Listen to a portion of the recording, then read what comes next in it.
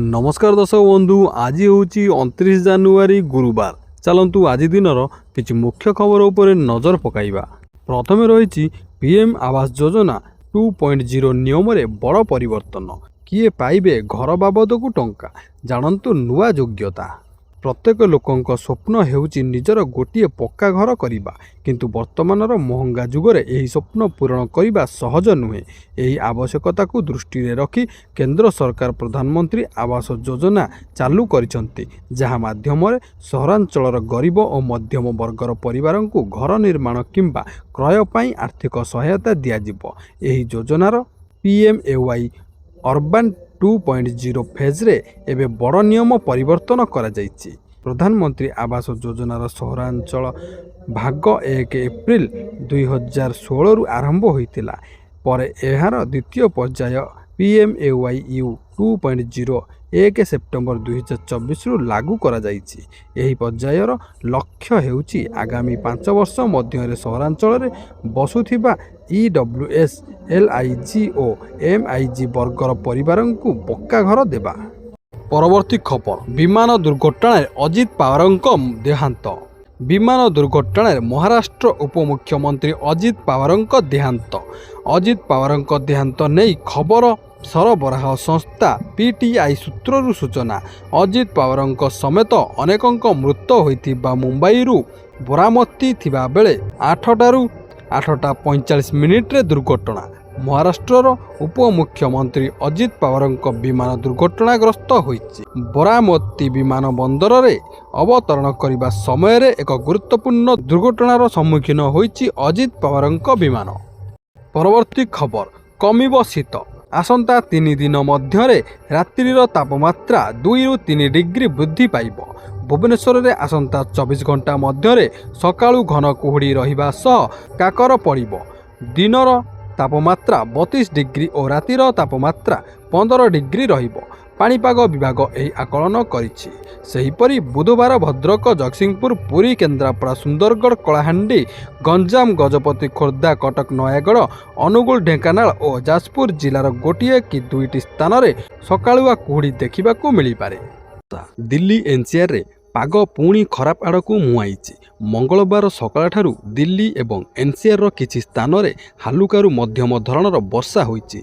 भारत पाणीपाग विभाग आईएमडी अनुजाई सहरर किछि अंचल पई रेड अलर्ट एवं बाकी अंचल पई ऑरेंज अलर्ट जारी करा जाइछि। वर्षा समय रे संभाव्य समस्या विषय रे दिल्लीवासी को मध्य सतर्क करा जाइछि। वर्षा जातीय राजधानी बिगिड़ी थिबा वायु गुणवत्तारू आश्वस्ति आनिबो बोली आशा करा जाउछि। सेहीपरि आईएमडी चेतावनी देइछि जे उत्तर दिल्ली, उत्तर पश्चिम दिल्ली, मध्य दिल्ली, उत्तर पूर्व दिल्ली, पश्चिम दिल्ली एवं दक्षिण पश्चिम दिल्ली रे रेड अलर्ट जारी करा जाइछि। विभाग आगामी घंटा मध्य झड़ वर्षा, वज्रपात एवं कुआपथर झड़ सहित हालुका वर्षा एमिति कि 40 ରୁ 60 किलोमीटर बेगरे पवन बहिबार पूर्वानुमान करा जाइछि एवं लोकमानकु सतर्क रहिबाकु अनुरोध करा जाइछि। परवर्ती खबर, इंडिया ईयू ट्रेड डील को नहीं घोषणा। सस्ता हेबो कार ठू मेडिकल उपकरण। भारत यूरोपीय संघ मध्य ऐतिहासिक चुक्ति स्वाक्षरित। उभय पक्ष मध्य ऐतिहासिक मुक्त वाणिज्य चुक्ति स्वाक्षरित होइछि। ऐतिहासिक चुक्ति होइतिबा घोषणा कले प्रधानमंत्री Modi. Mother of all deal को स्वागत करिसंती प्रधानमंत्री मोदी। से कहिसंती भारत यूरोप लोकंक पई एहा बड़ सुजोग आनिबो। परवर्ती खबर, छात उपरे फुटिला बोमा, विस्फोरण रे 5 आहत। अशांत हेला राजधानी, फुटिला बोमा हेले 5 गुरुतर। घटनास्थल रे 2टी अग्निशम गाड़ी पहुंचवा सह भुवनेश्वर डीसीपी पहुंची आरंभ करिसंती तदंत। भुवनेश्वर सुंदरपदा न्यू आजाद नगर रे बोमा विस्फोरण होइछि। छात उपरे हेला बोमा विस्फोरण। बोमा भिड़िबा बेले हेला विस्फोरण। बोमा विस्फोरण रे 5 जन आहत होइतिबा जणा पड़िछि।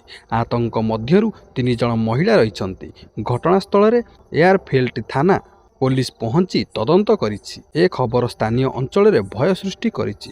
दिनकु दिन राजधानी भुवनेश्वर अशांत होई पड़ुछि। परवर्ती खबर, ट्रेन विलंब हेले एमिति शास्ति। रेलबाई उपरे 9 लाख जोरिमाना। भारतीय रेलबाई उपरे 9 लाख टंकार जोरिमाना आदेश देले कंज्यूमर कोर्ट। ट्रेन विलंब ପାଇଁ ଭାରତୀୟ ରେଳବାଇକୁ ମିଳିଛି ଏହି ଶିକ୍ଷା। ଏମିତିକି ଏକ ଘଟଣା ଦେଖିବାକୁ ମିଳିଛି ଉତ୍ତରପ୍ରଦେଶ ବସ୍ତି ଜିଲ୍ଲାରେ। ଆଉ 7 ବର୍ଷ ପରେ କଞ୍ଜ୍ୟୁମର କୋର୍ଟ ରେଳବାଇ ଉପରେ 9 ଲକ୍ଷ ଟଙ୍କାର ଏକ ବଡ଼ ଜରିମାନା ଲଗାଇଛି। ପରବର୍ତ୍ତୀ ଖବର, ପିୟୁସି ନଥିଲେ ପେଟ୍ରୋଲ ମିଳିବନି ନିର୍ଦ୍ଦେଶ ପ୍ରତ୍ୟାହୃତ। ସମସ୍ତ ଚାଲାଣ ଭରିବାକୁ କରିପାରିବେନି ବାଧ୍ୟ। ପିୟୁସି ନଥିଲେ ପେଟ୍ରୋଲ ମିଳିବନି ନିର୍ଦ୍ଦେଶ ପ୍ରତ୍ୟାହୃତ। ଏନେଇ ହାଇକୋର୍ଟରେ ସତ୍ୟପାଠ ଦାଖଲ କଲେ ସରକାର। ପେଟ୍ରୋଲ ପମ୍ପଗୁଡ଼ିକ କେବଳ ପିୟୁସିସି ପାଇଁ କହିପାରିବେ, କିନ୍ତୁ ପେଟ୍ରୋଲ ଦେବାକୁ ମନା କରିପାରିବେନି। ସେହିପରି ସମସ୍ତ ଚାଲାଣ ଭରିବାକୁ ବାଧ୍ୟ କରିପାରିବେ ନାହିଁ ସରକାର। ଏନେଇ ବାହନ ପୋର୍ଟାଲରେ ସଂଶୋଧନ ପାଇଁ ନିର୍ଦ୍ଦେଶ ଦିଆଯାଇଛି। ପରବର୍ତ୍ତୀ ଖବର, ଟି20 ବିଶ୍ୱକପ୍ରେ ଭାରତ ସହ ଖେଳିବନି ପାକିସ୍ତାନ। ଆଇସିସି ଉପରେ ପଡ଼ିବ ବଡ଼ ପ୍ରଭାବ। ଯଦି ପାକିସ୍ତାନ 2026 ଆଇସିସି ପୁରୁଷ ଟି20 ବିଶ୍ୱକପ୍ ଖେଳିବାକୁ ମନା କରେ, ତେବେ ଏହା ଭଲ ଭାବରେ ଜାଣେ ଯେ ଆନ୍ତର୍ଜାତୀୟ କ୍ରିକେଟ ପରିଷଦ ଆଇସିସି ପିସିବି ଉପରେ ବଡ଼ କାର୍ଯ୍ୟାନୁଷ୍ଠାନ ଗ୍ରହଣ କରିବ। ପାକିସ୍ତାନକୁ ନିଷେଧ ସମେତ କଠୋର ଦଣ୍ଡର ସମ୍ମୁଖୀନ ହେବାକୁ ପଡ଼ିବ ଏବଂ ବିଶ୍ୱ କ୍ରିକେଟରେ ଯଥେଷ୍ଟ କ୍ଷତି ହେବ। ଏହି ପରିସ୍ଥିତିରେ ପାକିସ୍ତାନ କ୍ରିକେଟର ବୋର୍ଡ ପିସିବି, ଭାରତୀୟ କ୍ରିକେଟ ନିୟନ୍ତ୍ରଣ ବୋର୍ଡ ବିସିସିଆଇ ଏବଂ ଆଇସିସିକୁ ଏଡ଼ାଇବା ପାଇଁ ଏକ ଚତୁର ଯୋଜନା ପ୍ରସ୍ତୁତ କରିଛି। ରିପୋର୍ଟ ଅନୁଯାୟୀ ପାକିସ୍ତାନ ଫେବୃଆରୀ 15ରେ ଭାରତ ବିପକ୍ଷରେ ମ୍ୟାଚ୍ ନ ଖେଳି ଭାରତ ଉପରେ ପ୍ରତିଶୋଧ ନେବାକୁ ପ୍ରସ୍ତୁତ ହେଉଛି। ପରବର୍ତ୍ତୀ ଖବର, ଅଙ୍ଗନବାଡ଼ି ପିଲାଙ୍କୁ ଉପମୁଖ୍ୟମନ୍ତ୍ରୀଙ୍କ ବଡ଼ ଉପହାର। ବଢ଼ିଲା ପୋଷାକ ଖର୍ଚ୍ଚ। ବଢ଼ିଲା ଅଙ୍ଗନବାଡ଼ି ପିଲାଙ୍କ ପୋଷାକର ସରକାରୀ ମୂଲ୍ୟ। ମାଳତୀ ଦେବୀ ପ୍ରାକ୍ ବିଦ୍ୟାଳୟ ଯୋଜନାରେ ପ୍ରି ସ୍କୁଲ ପିଲାଙ୍କ ପୋଷାକର ମୂଲ୍ୟ ବଢ଼ାଯାଇଛି। ସ୍କୁଲର ପୋଷାକ ଓ ଜୋତା ପାଇଁ ବଢ଼ିବ ସରକାରୀ ଖର୍ଚ୍ଚ। ଅଙ୍ଗନବାଡ଼ି ପିଲା ପିନ୍ଧିବେ ଉଚ୍ଚ ମାନର ୟୁନିଫର୍ମ। ଛାତ୍ରଙ୍କ ପୋଷାକ ମୂଲ୍ୟ 100ରୁ ବଢ଼ି 175 ଟଙ୍କା ହୋଇଛି। ସେହିପରି ଛାତ୍ରୀଙ୍କ ପୋଷାକ ପାଇଁ ଖର୍ଚ୍ଚ 150ରୁ ବଢ଼ି 250 ଟଙ୍କା ହୋଇଛି। ସେହିଭଳି ଜୋତା ପାଇଁ ଖର୍ଚ୍ଚ 100ରୁ ବଢ଼ି 150 ଟଙ୍କା ହୋଇଛି। ଆଜି ମହିଳା ଓ ଶିଶୁ ବିକାଶ ବିଭାଗ କାର୍ଯ୍ୟକ୍ରମରେ ଘୋଷଣା କରିଛନ୍ତି ଉପମୁଖ୍ୟମନ୍ତ୍ରୀ ପ୍ରଭାତୀ ପରିଡ଼ା। ପରବର୍ତ୍ତୀ ଖବର, ଦୁର୍ବୃତ୍ତଙ୍କ ବୋମା ମାଡ଼ରେ ଉଡ଼ିଲା ଘର। ଛତ୍ରପୁର ଥାନା ଅଧୀନ ଚିକଲଖଣ୍ଡି ଗାଁରେ ଜୈନିକ ବ୍ୟକ୍ତିଙ୍କ ଘରେ ବୋମା ମାଡ଼ ହୋଇଛି। ଗତକାଲି ବିଳମ୍ବିତ ରାତିରେ ଏହି ଘଟଣା ଘଟିଛି। ଅଭିଯୋଗ ଆଧାରରେ ଛତ୍ରପୁର ପୋଲିସ ଘଟଣାର ତଦନ୍ତ କରୁଛି। ତେବେ କାହିଁକି ଓ କିଏ ବୋମା ମାଡ଼ କଲା, କାରଣ ଅସ୍ପଷ୍ଟ ରହିଛି। ବୋମା ମାଡ଼ରେ ଘର ଭାଙ୍ଗିବା ସହ ବହୁ ସାମଗ୍ରୀ ନଷ୍ଟ ହୋଇଛି। ତେବେ ଏଥିରେ ଘରେ ଥିବା 3 ଜଣ ଅଳ୍ପକେ ବର୍ତ୍ତି ଯାଇଛନ୍ତି। ପରବର୍ତ୍ତୀ ଖବର, ଚାଷୀ ସମସ୍ୟାକୁ ନେଇ ଆଜି ଓଡ଼ିଶା ବନ୍ଦ ଡାକରା। ସକାଳ 6ରୁ ଅପରାହ୍ନ 2ଟା ପର୍ଯ୍ୟନ୍ତ ଓଡ଼ିଶା ବନ୍ଦ ଡାକରା ଦେଲେ ନବନିର୍ମାଣ କୃଷକ ସଂଗଠନ। ବନ୍ଦକୁ ଓଡ଼ିଶା କଂଗ୍ରେସର ସମର୍ଥନ। ବିଜେପିର ଜବାବ, ନକଲି ଚାଷୀ ଆନ୍ଦୋଳନ। ଆସନ୍ତା 28 ଜାନୁଆରୀ ନବନିର୍ମାଣ କୃଷକ ସଂଗଠନ ଦ୍ୱାରା ଓଡ଼ିଶା ବନ୍ଦ ଡାକରା ଦିଆଯାଇଛି। ବିଶେଷ କରି ଚାଷୀ କୂଳର ସମସ୍ୟାକୁ ନେଇ ଏହି ବନ୍ଦ ଡାକରା ଦିଆଯାଇଛି। ନବନିର୍ମାଣ କୃଷକ ସଂଗଠନର ଏହି ଓଡ଼ିଶା ବନ୍ଦ ଡାକରାକୁ ଓଡ଼ିଶା ପ୍ରଦେଶ କଂଗ୍ରେସ କମିଟି ସମର୍ଥନ କରୁଥିବା କହିଛନ୍ତି ସଭାପତି ଭକ୍ତଚରଣ ଦାସ। ପରବର୍ତ୍ତୀ ଖବର, ମହାକାଳଙ୍କ ଯାତ୍ରା ହେଲା ଅନ୍ତିମ ଯାତ୍ରା। ଦିଲ୍ଲୀ ମୁମ୍ବାଇ ଏକ୍ସପ୍ରେସ୍ ୱେରେ ମର୍ମନ୍ତୁଦ ସଡ଼କ ଦୁର୍ଘଟଣା। ଅଜଣା ଗାଡ଼ି ସହ କାର୍ ଭୟଙ୍କର ଦୁର୍ଘଟଣା। ଦୁର୍ଘଟଣାରେ 4 ଜଣଙ୍କ ମୃତ୍ୟୁ ହୋଇଥିବା ସୂଚନା ମିଳିଛି। ପୋଲିସ କହିବା ମୁତାବକ କାର୍ରେ ଥିବା ଲୋକମାନେ ମହାକାଳ ମନ୍ଦିର ଦର୍ଶନ କରି ଉଜ୍ଜୈନରୁ ନୋଏଡା ଫେରୁଥିଲେ। ପାପଡ଼ା ଓ ନାଙ୍ଗଲ ରାଜବତନ ପୋଲିସ ଷ୍ଟେସନ ଅଧୀନରେ ଆସୁଥିବା ଏକ୍ସପ୍ରେସ୍ ୱେରେ NH 194 ନିକଟରେ ଏହି ଦୁର୍ଘଟଣା ଘଟିଛି। ପରବର୍ତ୍ତୀ ଖବର, ଅପବୃଷ୍ଟି ରୋକିବ ଏଆଇ। ରାଜ୍ୟରେ ଅପବୃଷ୍ଟି ରହିଛି, ମୁଁ ମନା କରୁନାହିଁ ବୋଲି କହିଲେ ପ୍ରଭାତୀ ପରିଡ଼ା। ଓଡ଼ିଶାରେ ଅପବୃଷ୍ଟି ଅଛି ବୋଲି ତାକୁ ଦୂର କରିବା ପାଇଁ ଆମେ ଅଭିଯାନ ଆରମ୍ଭ କରିଛୁ। ଅପବୃଷ୍ଟି ମୁକ୍ତ ଓଡ଼ିଶା ଆମର ଲକ୍ଷ୍ୟ। ଅପବୃଷ୍ଟିର କାରଣ ଖୋଜି ତାହାର ନିରାକରଣ କରିବାକୁ ବିଭାଗ ତତ୍ପର ରହିଛି। ସ୍ୱେଚ୍ଛାସେବୀ ସଂଗଠନ ସହିତ ସଂଯୋଗରେ ଓଡ଼ିଶାକୁ ସୁପୋଷିତ ଓଡ଼ିଶା କରିବା ଏବଂ ଅପବୃଷ୍ଟି ମୁକ୍ତ କରିବାକୁ ଆମେ ପ୍ରତିବଦ୍ଧ ବୋଲି କହିଛନ୍ତି ଉପମୁଖ୍ୟମନ୍ତ୍ରୀ ପ୍ରଭାତୀ ପରିଡ଼ା। ପରବର୍ତ୍ତୀ ଖବର, ଆଉ କିଣି ହେବନି ସୁନା। 1,60,000 ଟପିଲା ସୁନା ଦର। ପ୍ରଥମ ଥର ପାଇଁ ସୁନା ଦର ସର୍ବକାଳୀନ ରେକର୍ଡ ଭାଙ୍ଗିଛି।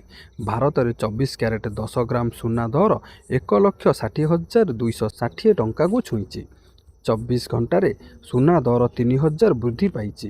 ରୂପା ଦର 10 ଗ୍ରାମକୁ 3350 ଟଙ୍କା ଛୁଇଁଛି। ରୂପା କିଲୋ 3,35,000 ଛୁଇଁଛି। ଚଳିତ ସପ୍ତାହରେ ସୁନା ଦର 1.5%ରୁ 2% ବୃଦ୍ଧି ପାଇଥିବା ବେଳେ ରୂପା ଦର 1%ରୁ 1.8%କୁ ବୃଦ୍ଧି ପାଇଛି। ପରବର୍ତ୍ତୀ ଖବର, ନିର୍ଦ୍ଧାରିତ ସମୟରେ ହେବ ପଞ୍ଚାୟତ ନିର୍ବାଚନ, ଆରମ୍ଭ ହୋଇଛି ପ୍ରସ୍ତୁତି। ନିର୍ଦ୍ଧାରିତ ସମୟରେ ହେବ ପଞ୍ଚାୟତ ନିର୍ବାଚନ। 5 ବର୍ଷ କାର୍ଯ୍ୟକାଳ ସରିଲେ ହେବ ପଞ୍ଚାୟତ ନିର୍ବାଚନ। ଏନେଇ ସୂଚନା ଦେଇଛନ୍ତି ରାଜ୍ୟ ନିର୍ବାଚନ କମିଶନର। ସମୟ ଆସିଲେ ପଞ୍ଚାୟତ ନିର୍ବାଚନ ନେଇ ନିଷ୍ପତ୍ତି ହେବ। ପଞ୍ଚାୟତ ନିର୍ବାଚନ ପାଇଁ ପ୍ରସ୍ତୁତି ଆରମ୍ଭ ହୋଇଛି। ସବ୍ ଡିଭିଜନ ସ୍ତରରେ ପ୍ରସ୍ତୁତି ଚାଲିଛି। 10 ଦିନ ଭିତରେ ଜିଲ୍ଲାପାଳଙ୍କ ସହ ବୈଠକ ହୋଇଛି। ବୁଥ୍ ବ୍ୟାଟଲ ବକ୍ସ ସହ ଯାହା ଆବଶ୍ୟକ କାମ ଆରମ୍ଭ ପାଇଁ ନିର୍ଦ୍ଦେଶ ଦିଆଯାଇଛି। ପଞ୍ଚାୟତ ନିର୍ବାଚନକୁ ଅଳ୍ପ ସମୟ ଥିବାରୁ ଉପନିର୍ବାଚନ ପାଇଁ ନିଷ୍ପତ୍ତି ହୋଇନାହିଁ ବୋଲି ରାଜ୍ୟ ନିର୍ବାଚନ କମିଶନର ସୂଚନା ଦେଇଛନ୍ତି। ପରବର୍ତ୍ତୀ ଖବର, ବଡ଼ ଘୋଷଣା, କର୍ମଚାରୀଙ୍କ ବଢ଼ିଲା ଦରମା, ପେନ୍ସନଭୋଗୀ ପାଇବେ 2022ରୁ ଏରିୟର। କେନ୍ଦ୍ର ସରକାରଙ୍କ ବଡ଼ ନିଷ୍ପତ୍ତି, 2,48,502 କୋଟି ଟଙ୍କାର ଏରିୟର ବାଣ୍ଟିବେ ସରକାର। ଏଭଳି ଏକ ବଡ଼ ଉପହାର ଦେବାକୁ କେନ୍ଦ୍ର ସରକାର ସ୍ଥିର କରି ସାରିଛନ୍ତି। କେନ୍ଦ୍ର ସରକାରଙ୍କ କର୍ମଚାରୀ ଓ ପେନ୍ସନଭୋଗୀ ଏହାର ଫାଇଦା ପାଇବେ। କେନ୍ଦ୍ର ସରକାରଙ୍କ ପ୍ରାୟ 93,000 କର୍ମଚାରୀ ଓ ପେନ୍ସନଭୋଗୀଙ୍କ ପାଇଁ ଏହା ଏକ ବଡ଼ ଖୁସି ଖବର। ପରବର୍ତ୍ତୀ ଖବର, ଚାଷୀଙ୍କ ପାଇଁ ବଡ଼ ଖୁସି ଖବର, ବଢ଼ିବ ପିଏମ୍ କିଷାନ ଟଙ୍କା।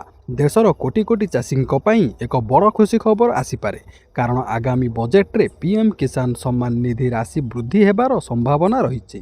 ବର୍ତ୍ତମାନ ଚାଷୀମାନଙ୍କୁ ବାର୍ଷିକ 6,000 ଟଙ୍କା ମିଳୁଥିବା ବେଳେ ମୁଦ୍ରାସ୍ଫୀତିକୁ ଦୃଷ୍ଟିରେ ରଖି ଏହାକୁ 9,000 ଟଙ୍କା ପର୍ଯ୍ୟନ୍ତ ବୃଦ୍ଧି କରିବାକୁ ଦାବି ହେଉଛି। ଫେବୃଆରୀ 1 ତାରିଖରେ ଉପସ୍ଥାପିତ ହେବାକୁ ଥିବା ସାଧାରଣ ବଜେଟ୍ ଉପରେ ଏବେ ସମସ୍ତଙ୍କ ନଜର ରହିଛି। 2019 ମସିହାରୁ ଆରମ୍ଭ ହୋଇଥିବା ଏହି ଯୋଜନାରେ କୌଣସି ଅର୍ଥ ବୃଦ୍ଧି କରାଯାଇ ନଥିବାରୁ ଚାଷୀମାନେ ଅସନ୍ତୋଷ ପ୍ରକାଶ କରିଆସୁଥିଲେ। ଯଦି ସରକାର ଏହି ଦାବି ମାନି ନିଅନ୍ତି ତେବେ ପ୍ରତି କିସ୍ତିର ପରିମାଣ 2,000ରୁ ବଢ଼ି 3,000 ଟଙ୍କା ହୋଇପାରେ, ଯାହା ଚାଷ କାର୍ଯ୍ୟରେ ସହାୟତା ହେବ।